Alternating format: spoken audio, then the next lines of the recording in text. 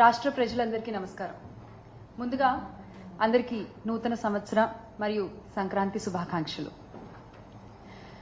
ఈ 2025వ సంవత్సరంలో ఈ ప్రెస్ మీట్ని ఒక చిన్న కథతో మొదలు పెడదాం. మనం ఒక పేదవాడు ఎముకలు కొరికే చలిలో వణుకుతూ ఉన్నాడు.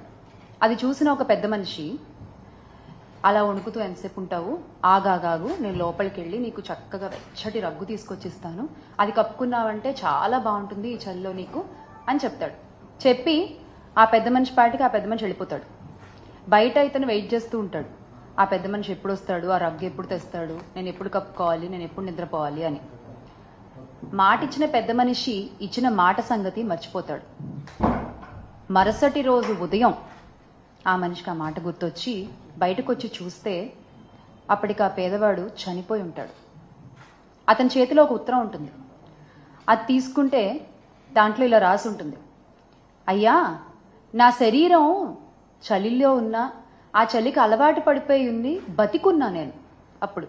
కానీ మీరు కలిగించిన ఒక ఆశ వల్ల, మీరు చెయ్యలేనటువంటి ఒక మాటని మీరు చెప్పడం వల్ల, ఆ ఆశతో నా శరీరం ఆ చలికి తట్టుకునే శక్తిని కోల్పోయి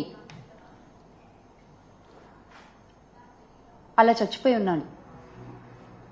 అప్పుడు ఆ పెద్ద మనిషికి అర్థమైంది, ఓహో, మనం ఇలా తెలియకుండా ఒక ప్రాణాన్ని తీసేసామా అని. ఇక్కడ ఆ మాట ఇచ్చిన పెద్ద మనిషి ఎవరు అని నేను అడగట్లా, ఆ పేదవాడు ఎవడు అని కూడా నేను అడగట్లా. తెలుసుకోవాల్సింది ఏంటి అంటే, చేత కానప్పుడు, చెయ్యలేనప్పుడు మాటలు చెప్పకూడదు, ఆశలు కలిగించకూడదు. వీటినే అచ్చ తెలుగు భాషలో చెప్పాలంటే శుష్క వాగ్దానాలు అంటారనమాట. ఇప్పుడు ఈ ప్రస్తావన ఎందుకు తీసుకొస్తున్నాను అంటే, చంద్రబాబు నాయుడు గారు మా అక్క చెల్లెమ్మలని, మా మహిళలని మరోసారి నమ్మించి మోసం చేశారు.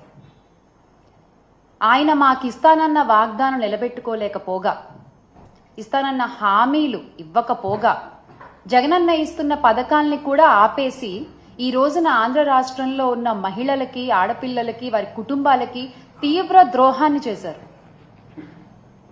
ఎన్నికల సమయాల్లో సూపర్ 6 అంటూ పెద్ద పెద్ద బ్రాండింగ్స్ వేసుకున్నారండి కూటమి ప్రభుత్వం. మనం చూడొచ్చు ఇక్కడ ఈ సూపర్ 6 అంటూ ఈ పెద్ద పెద్ద బ్రాండింగ్ ని పట్టుకుని కూటమి నాయకులు పవన్ కళ్యాణ్ గారితో సహా ప్రతి ఇంటికి తిరిగి ఈ హామీలన్నీ ఒక పేపర్ పై పెట్టి నాయకులు సంతకాలు చేసి ప్రజలకు ఇచ్చారు.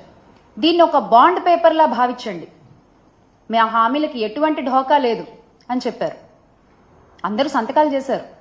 కానీ ఈ రోజున అధికారంలోకి వచ్చిన తర్వాత వీటి ఊసే లేదు.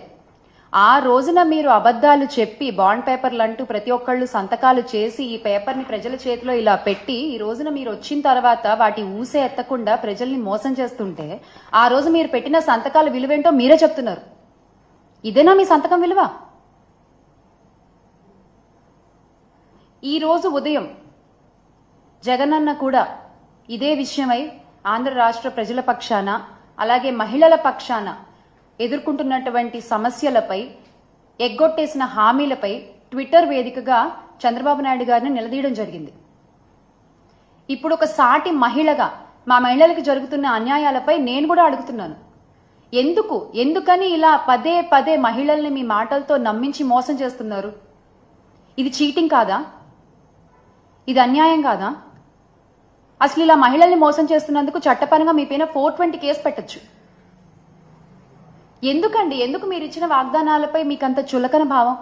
ఎందుకు మీ మేనిఫెస్టో అంటే మీకు అసలు అంత లెక్క లేదు? ఎందుకు ప్రజలకు ఇచ్చిన మాటల్ని టేక్ ఇట్ ఫర్ గ్రాంటెడ్ గా తీసుకుంటారు మీరు?